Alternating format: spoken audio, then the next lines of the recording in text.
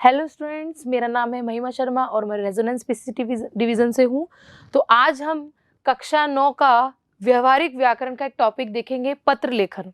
आपने शुरू से ही पत्र लेखन के बारे में पढ़ा है और उसे सॉल्व किया है, तो आज इसी के बारे में हम पढ़ रहे हैं, पत्र लेखन। और हमारा पत्र का प्रकार है अनौपचारिक पत्र। स्टार्ट करते हैं। सबसे पहले हम देखते हैं पत्र लेखन होता क्या है। तो पत्र लेखन का शाब्दिक अर्थ होता है ऐसा कागज जिस पर कोई बात लिखी या छपी हो। पत्र लेखन के माध्यम से हम अपने भावों और विचारों को व्यक्त कर सकते हैं। पत्रों के माध्यम से एक व्यक्ति अपनी बातों को लिखकर दूसरों तक पहुंचाता है। जिन बातों को लोग कहने में हिचकिचाते हैं, उन बातों को पत्रों के माध्यम से आसानी से समझाया या बताया जा सकता है। पत्रों के प्रकार है, पत्रों के दो प्रकार होते हैं, औपचारिक और अनौपचारिक, फॉर्मल और इनफॉर्मल। ठीक है। औपचारिक और अनौपचारिक पत्रों के अंतर कि दोनों में क्या अंतर है। तो औपचारिक पत्र उन्हें लिखा जाता है जिनसे हमारा कोई निजी संबंध न हो। ठीक है। औपचारिक पत्र लेखन में मुख्य रूप से संदेश, सूचना, तथ्यों को ही अधिक महत्व दिया जाता है। व्यवसाय से संबंधित, प्रधानाचार्य को लिखे प्रार्थना पत्र, आवेदन पत्र, सरकारी विभागों को लिखे हुए पत्र, संपादक के नाम पे पत्र आदि औपचारिक पत्र कहलाते हैं। औपचारिक पत्रों की भाषा बहुत ही सहज, सरल और शिष्टापूर्ण यानी आचरणिक रूप से सही होती है। इन पत्रों में केवल काम या उनकी समस्याओं के बारे में ही बताया जाता है। अनौपचारिक किसे कहते हैं? यह पत्र उन लोगों को लिखा जाता है जिनसे हमारा व्यक्तिगत पारिवारिक संबंध होता है। अनौपचारिक पत्र अपने परिवार के लोगों को, जैसे माता पिता, भाई बहन, सगे संबंधियों और मित्रों को उनके हालचाल पूछने, निमंत्रण देने, सूचना आदि देने के लिए लिखे जाते हैं। इन पत्रों में भाषा के प्रयोग में थोड़ी ढील दी जाती है। इन पत्रों में शब्दों की संख्या असीमित होती है, क्योंकि इन पत्रों में इधर उधर की बातें भी समावेशित होती है कि छोटे भाई बहन को कोई शिक्षा देना, उसके बारे में पूछना, उसके हालचाल पूछना, कोई शादी विवाह से संबंधित कोई पत्र, तो ये सब इनफॉर्मल में आते हैं, व्यक्तिगत रूप में आते हैं। और अनौपचारिक पत्र, अब हमारा मेन टॉपिक है अनौपचारिक।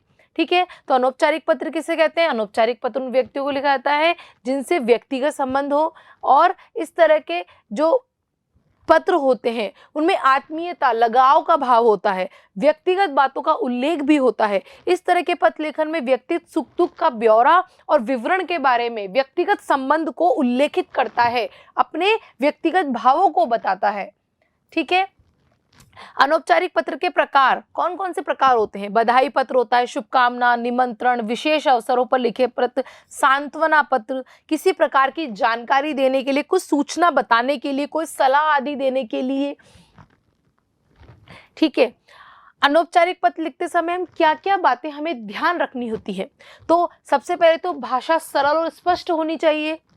पत्र लेखक यानी लिखने वाला अपनी आयु, योग्यता, पद आदि का ध्यान रखना चाहिए। पत्र में लिखी बात संक्षिप्त होनी चाहिए। पत्र का आरंभ और अंत प्रभावशाली होना चाहिए, इफेक्टफुल होना चाहिए।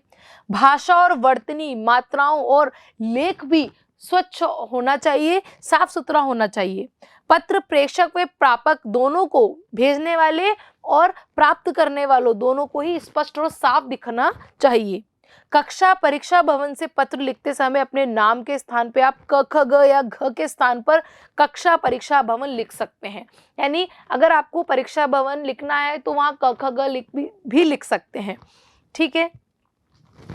नेक्स्ट है, अपना पता और दिनांक लिखने के बाद एक पंक्ति छोड़कर आगे लिखना चाहिए। ठीक है। पत्र में काट छांट ज्यादा नहीं करनी चाहिए। अनौपचारिक पत्रों का प्रारूप कैसा होता है? सबसे पहले आता है पता। सबसे ऊपर बाईं तरफ प्रेषक, पत्र भेजने वाले का नाम और पता लिखा जाता है। दिनांक, जिस दिन पत्र लिखा जा रहा है उस दिन की तारीख लिखनी होती है। विषय, टॉपिक क्या है? अनौपचारिक पत्रों में विषय का प्रयोग नहीं किया जाता। ठीक है। संबोधन, प्रापक यानी प्राप्त करने वाला, जिस व्यक्ति को आप पत्र लिख रहे हैं उससे आपका क्या संबंध है, उसका संबोधन किया जाता है। जैसे बड़ों के लिए पूजनीय, पूज्य, आदरणीय आदि शब्दों का प्रयोग होता है। छोटों के लिए प्रिय, प्रियवर, स्नेही आदि का प्रयोग होता है। अभिवादन, कैसे स्टार्ट करना है? तो जिसको पत्र लिख रहे हैं उसका संबंध के अनुसार सादर, प्रणाम, चरण स्पर्श, नमस्ते, नमस्कार, मधुर प्यार, स्नेही, ये सब यूज कर सकते हैं। मुख्य विषय हमारा जो टॉपिक है 3 अनुच्छेदों में विभाजित करना चाहिए। पहले अनुच्छेद की शुरुआत कुछ इस प्रकार होनी चाहिए, मैं यहाँ कुशल हूँ, आशा करते हो आप भी वहाँ कुशल होंगे। ये पहले इस तरह से अभिवादन करना चाहिए। फिर उसके बाद अनुच्छेद में जिस प्रकार पत्र लिखा जाता है उस बात का उल्लेख करना चाहिए। फिर तीसरे अनुच्छेद में समाप्ति से पहले कुछ वाक्य अपने परिवार या संबंधियों की कुशलता की, जैसे कि मेरी तरफ से बड़ों को प्यार देना और छोटों को आशीर्वाद, प्यार, ये सब होता है। ठीक है। समाप्ति, अंत में प्रेक्षक का संबंध, जैसे आपका पुत्र पुत्री, आपकी भतीजी भतीजा, जो भी आपका संबंध है वो लिखते हैं। तो ये तो हो गया प्रारूप। अब हमारा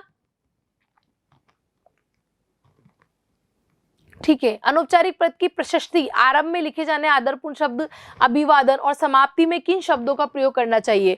सबसे पहले बड़े आदरणीय के लिए आदरणीय, पूजनीय, पूज्य, श्रद्धेय। अभिवादन सादर स्पर्श, प्रणाम, चरण स्पर्श, नमस्कार। समाप्ति आपका बेटा, पोता, पोती, नातिन, भतीजा। तो ये 3 फॉर्मेट है। अपने से छोटों या बराबर वालों के लिए प्रशस्ति यानी स्टार्टिंग होगी चिरंजीवी, प्यारे, प्रिय मित्र। अभिवादन मधुर स्मृतियां, सदा खुश रहो, सुखी रहो, आशीर्वाद। समाप्ति तुम्हारा, तुम्हारा हितैषी, शुभ चिंतक। तो इस तरह से बड़े और छोटों के लिए किन शब्दों का प्रयोग करते हैं, ये है। अब ये अनौपचारिक पत्र का प्रारूप, सबसे पहले प्रेक्षक जो लिख रहा है उसका पता, फिर दिनांक, फिर संबोधन, फिर अभिवादन, फिर पहला अनुच्छेद जिसमें वो कुशल समाचार पूछ रहा है, फिर दूसरा अनुच्छेद में अपनी विषय वस्तु जो उसका टॉपिक है जिसके बारे में पत्र लिख रहा है, तीसरा अनुच्छेद समाप्ति, आशा करता हूँ आप भी कुशल है, मैं भी यहाँ पे कुशल हुई, तो स्टार्टिंग में हो जाए कुशल मंगल। तो फिर प्रेम संबंधी बताना है कि बड़ों को प्रणाम, छोटों को स्नेह प्यार, ऐसे। फिर प्रेक्षक वाले जो भेजने वाला है उसका पता।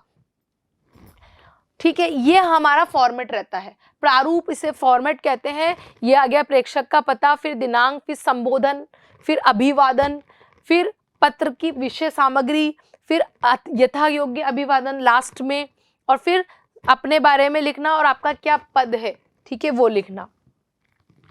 तो सबसे पहले हम एक उदाहरण देखते हैं। आशा करती हूँ अभी तो ये आपको समझ में आया होगा। तो अब एक उदाहरण के माध्यम से हम इसको समझेंगे कि यदि आप परीक्षा भवन में बैठकर पत्र लिख रहे हैं तो आप अपने पते की जगह परीक्षा भवन भी लिखेंगे। उदाहरण ये है कि अपनी बहन को पत्र लिखकर योगासन करने के लिए प्रेरित कीजिए, व्यायाम करने के लिए प्रेरित कीजिए। तो परीक्षा भवन आपको अगर पता नहीं लगा तो परीक्षा भवन सही रहता है। फिर उसका जो कॉलेज है राजकीय महाविद्यालय, दिनांक आ गया, फिर प्रिय बहन आ गया। अब बहन बड़ी है तो वो सदा खुश रहो कह सकती है, उसका अभिवादन प्रशस्ति इस तरह से कर सकती है। फिर कुशल मंगल पूछना है तो मैं यहाँ कुशल हूँ, आशा है वहाँ पर तुम भी कुशल होंगी। अभी अभी मुझे पिताजी का पत्र प्राप्त हुआ, उसने घर के सभी समाचार प्राप्त हुए। साथ ही साथ ये भी पता चला कि तुम्हारा स्वास्थ्य कुछ ठीक नहीं है, अपने स्वास्थ्य का ध्यान रखा करो। तुम्हें तो पता ही है कि पहला सुख स्वस्थ शरीर को कहा जाता है। इसके लिए आवश्यक है कि तुम हमेशा योगासन किया करो। भागदौड़ भरी जिंदगी में व्यस्त रहने के लिए कोई भी स्वास्थ्य की ओर ध्यान नहीं देता। योग ऐसा माध्यम है जो शरीर को स्वस्थ रहने में महत्वपूर्ण भूमिका निभाता है। इसलिए मैं तुम्हें यही सलाह दूंगी कि तुम नियमित रेगुलर रूप से योगा किया करो, जिससे तुम्हारा शरीर चुस्त और फुर्तीला हो जाएगा और शरीर में प्रतिरोधक क्षमता भी बढ़ेगी। अब लास्ट में आशा करती हूँ तुम मेरी सलाह को मानोगी और अपने जीवन में योग को महत्व दोगी।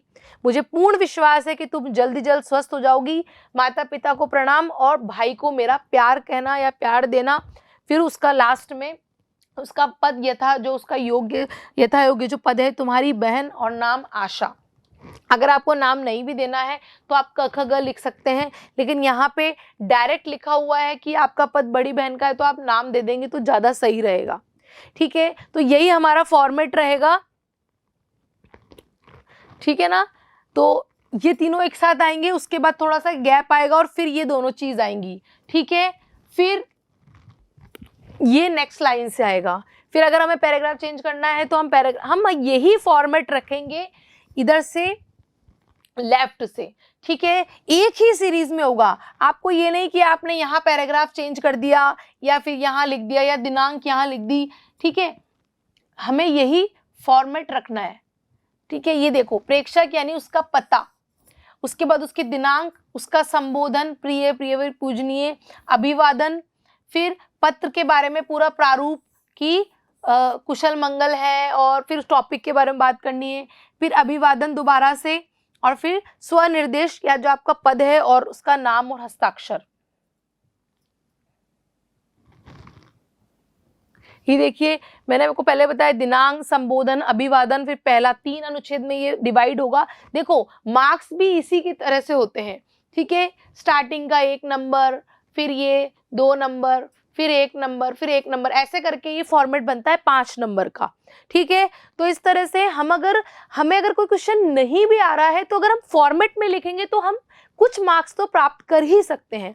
ऐसा नहीं है कि आप बिल्कुल ही नहीं लिख सकते। एक तो ये टॉपिक ऐसा है जो हम शुरू से लिखते आ रहे हैं, स्कूल से ही, हम छोटी क्लासेस से ही, 3-4 क्लास से ही हमें पत्र लिखना सिखा दिया जाता था। तो ऐसा कोई नया टॉपिक नहीं है, सिर्फ हमें फॉर्मेट की जरूरत है। अगर फॉर्मेट आपका सही हुआ तो मार्क्स मिलने की मतलब रहती है कि मार्क्स आपको मिलेंगे, ठीक है। ऐसा नहीं है कि हम बिल्कुल ही खाली छोड़ के आ जाएं। अगर हम एक फॉर्मेट में अगर हम उसको लिख के भी आ जाते हैं तो भी मार्क्स मिल सकते हैं, 5 में से 3 तो मिल ही जाएंगे। और कोशिश हमें यही करनी है कि हम फॉर्मेट बहुत अच्छे से याद करें और जो बीच का पार्ट है वो अच्छे से लिखें, स्पष्ट लिखें, मात्राओं की गलती ना करें। साथ ही इसे काट के नहीं लिखना है, काट चाट करके कि ये काट दिया फिर दोबारा लिख दिया, या फिर आप एरो लिख के लिख दें ये आधा पार्ट ऊपर है। और हमेशा जो पत्र है वो हमें एक ही पेज पर लिखना है।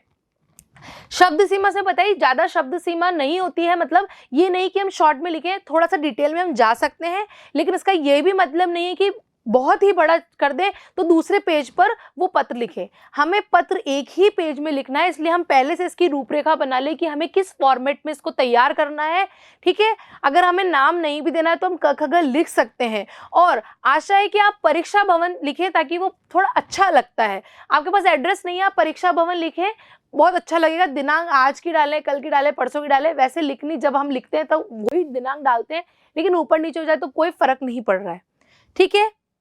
तो आशा करती हूँ आपको ये अनौपचारिक पत्र समझ में आया होगा। Thank you so much.